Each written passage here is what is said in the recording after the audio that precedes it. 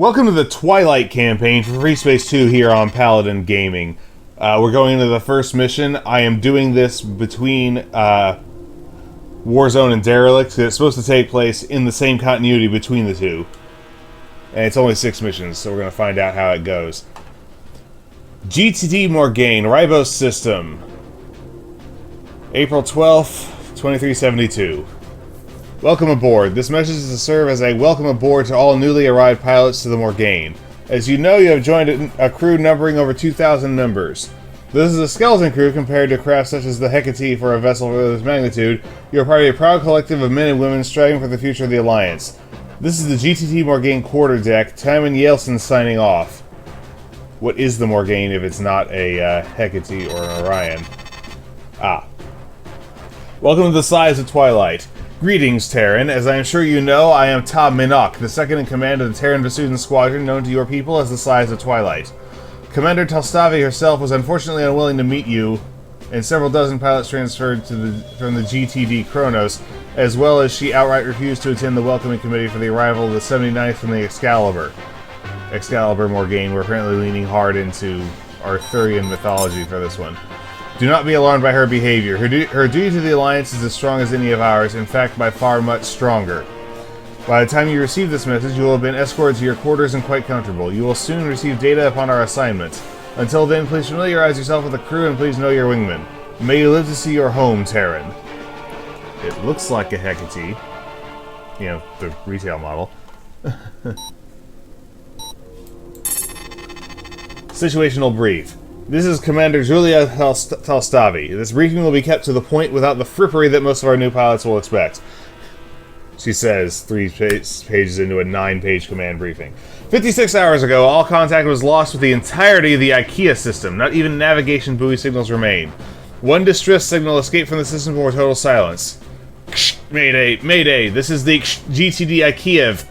GTVA 6 fleet in Ikeya under heavy vessels appear to and request artificial sub repeat Mayday in transmission.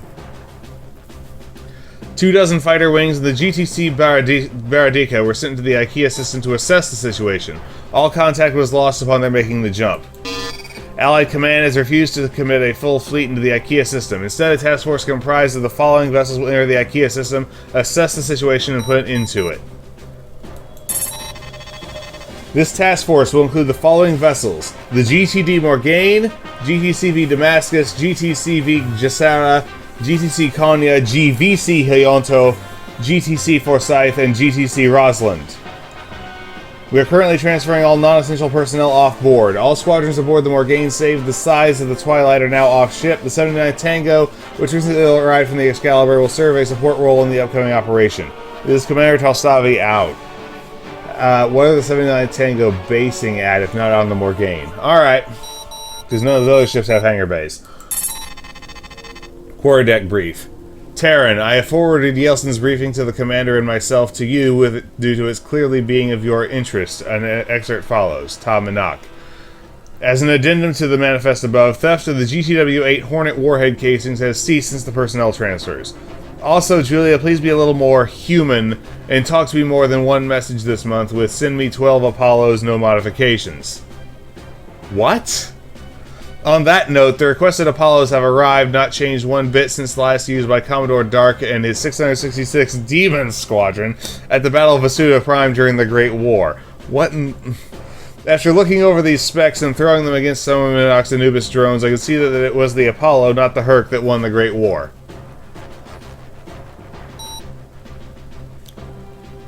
I have questions about this campaign's writing.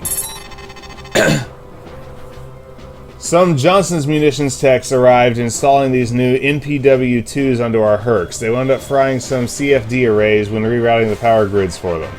We're about down to a skeleton crew now, essential personnel only, but as you can see, we're being fed full of supplies. Seems we'll get no backup, eh?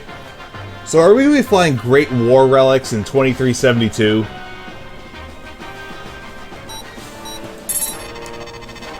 New technology, Johnson Munitions, NPW-2. I forwarded the following from the quarterdeck to each pilot. The Johnson Munitions Neutron Pulse Weapon Mark II MPW-2 fires a brief pulse of high-energy neutrons in a state of near fusion ejected straight from the firing craft's reactor. These neutrons emit high amounts of radiation as they dissipate. This radiation quickly drains shield systems and then overwhelms electronic systems, causing severe power drains on fighter and bomber-sized craft. Shortly after the Battle of Capella, the MPW-2 exited its op-eval period and soon replaced the Prometheus Cannon S variant. But if it doesn't do hull damage, why would it replace the Prometheus S? Due to the GTVA's Argon reserves mined from the nebula beyond Gamma Draconis quickly depleting from relentless use against the multitude of pirate factions that attempted to gain control of Polaris, Regulus, and Sirius after the collapse of the NTF. The MPW-2's success has turned Johnson Munitions into a massive weaponry conglomerate. Alright.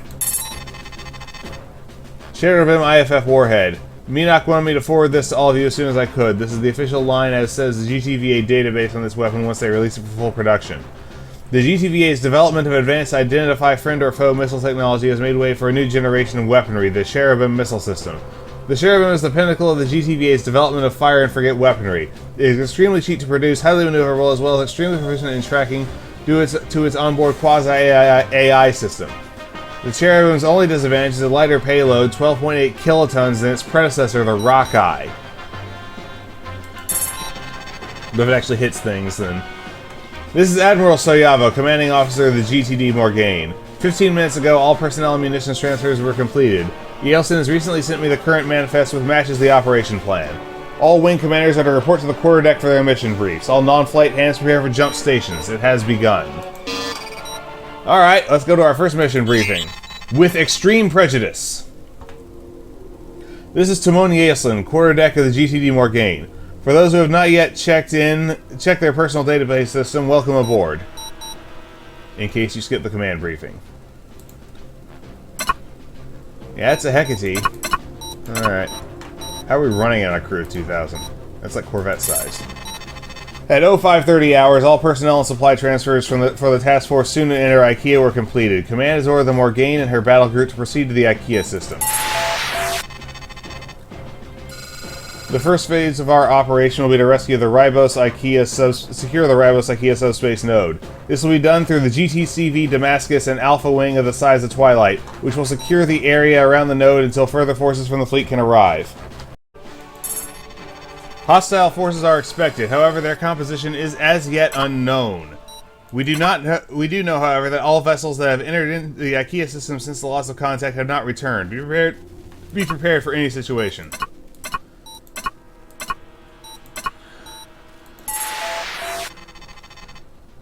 Command will deploy Delta Wing and the GTC Konya as soon as the situation permits. Upon Delta's arrival, you are cleared to return to the Morgain for debriefing. This is GTD Morgain Quarterdeck signing off. Alright, primary objectives. Defend the Corvette Damascus and await reinforcements. 3 Hercs.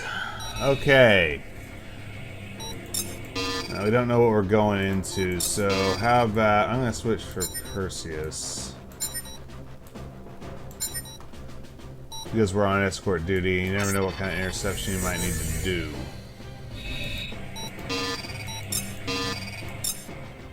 Huh. Apparently the Perseus can't carry the new gun. Can't carry the old guns, though.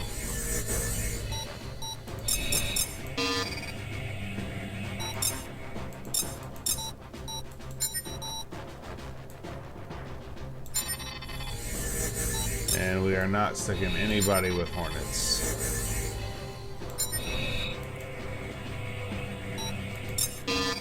Alright. Looks good. Let's hit it. Whoa! What the hell? Mjolnirs! Mjolnirs! We have lost the Damascus.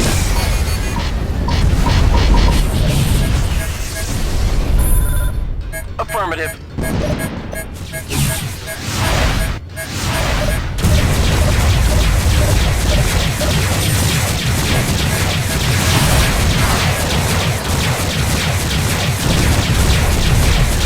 Bandit on your tail.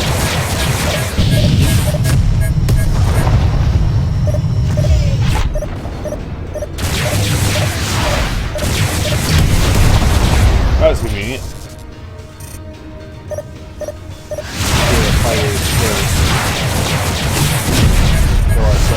That's a confirmed kill. Alright, now we'll kill beam cannons.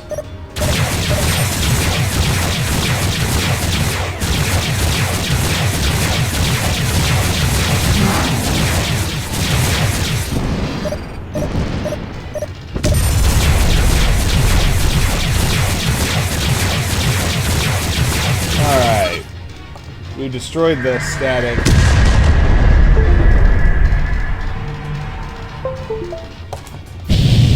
AWACS? Oh crap. No. Oh boy. Undetectable, eh? There it is.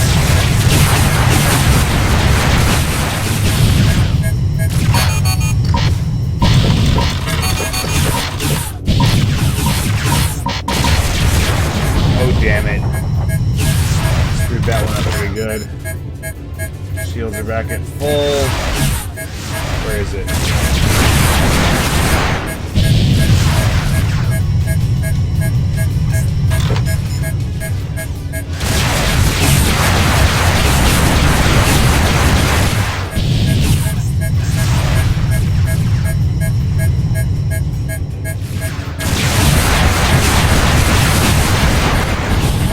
What in the hell just ran me? It wasn't the AWACS. Wasn't that close to it.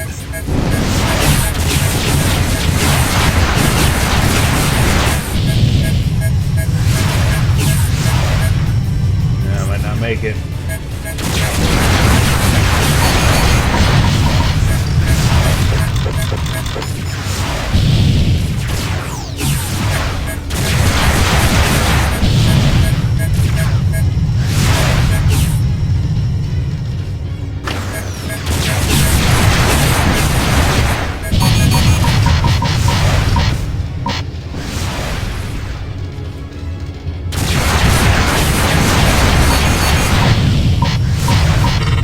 Tempests. And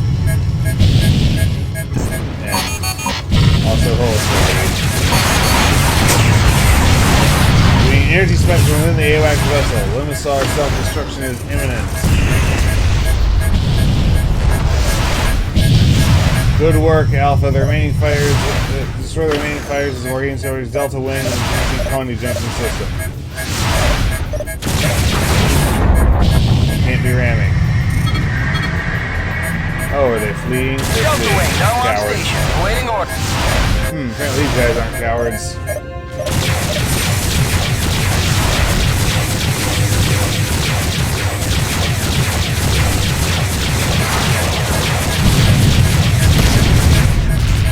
That's a confirmed kill.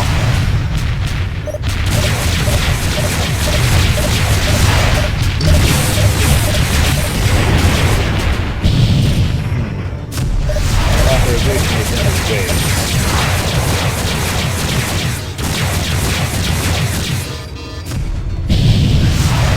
Alright, well, base is the other side of that jump node because the destroyer hasn't come through yet. So let's get in here and go. Yeah, that was close.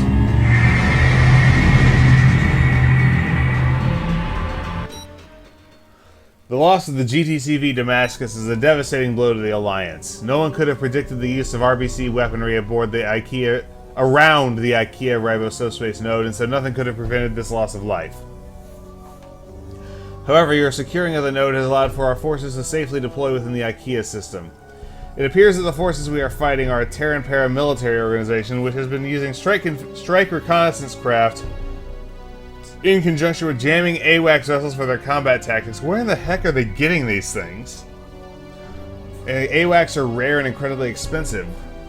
Due to this jamming, we have been unable to establish contact with Allied forces in the system beyond those within the task force.